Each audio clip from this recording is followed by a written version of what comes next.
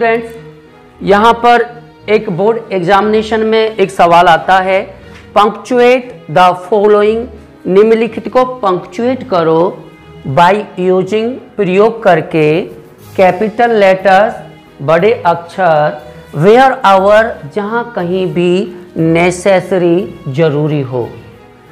Punctuate करना किसे कहते हैं?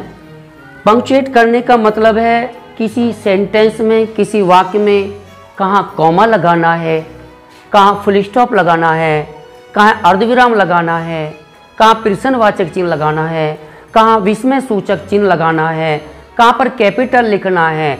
इन सब चीज़ों को दुरुस्त करने को पंक्चुएट करना कहते हैं और इस प्रक्रिया को, इस प्रोसेस को पंक्चुएशन कहते हैं। एक उदाहरण के माध्यम से यह बताना चाहते हैं।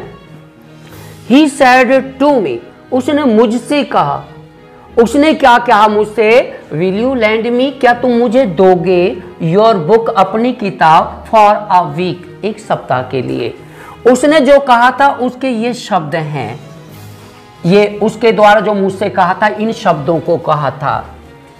और जब वक्ता कोई अपनी बात कहता है तो वक्ता की बातों को इन्वर्टेड कॉमा के अंदर रखकर पेश किया जाता है और इस कहने के तरीके को डायरेक्ट स्पीच कहते हैं।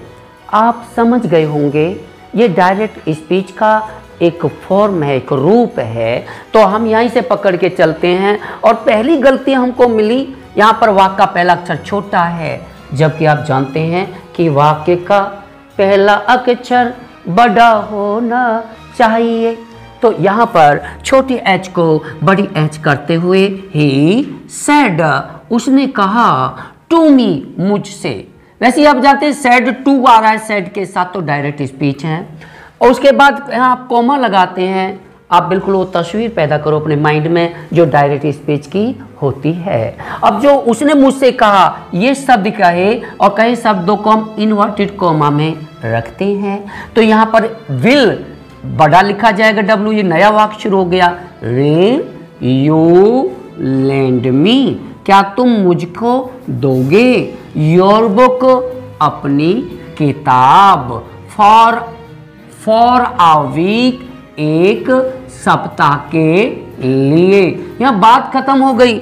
लेकिन क्या तुम मुझके दोगे, ये प्रश्न रूप में है वाक्य, और जो वाक्य प्रश्न रूप में होता है उस वाक्य को प्रश्नवाचक वाक्य कहते हैं।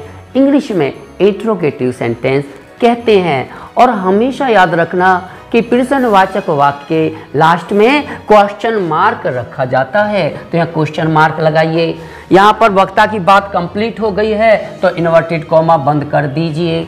तो यहाँ आपने देखा ये वाक्य सरासर गलत था, क्योंकि इसमें जो जरूरी थी कॉमा, इन्वर्टेड कॉमा, प्रश्नवाचक चिन्ह, कैपिटल लेटर, इन सब चीज़ों की कमी थी और इन चीज़ों को हमने दुरुस्त कर दिया, यानी पंक्चुएट कर दिया। यही पंक्चुएट करना कहलाता है। एंड दिस प्रोसेस, और ये प्रोसेस, ये प्रक्रिया पंक्चुएशन कहलाती है। Thank you so much, thank you for watching my video.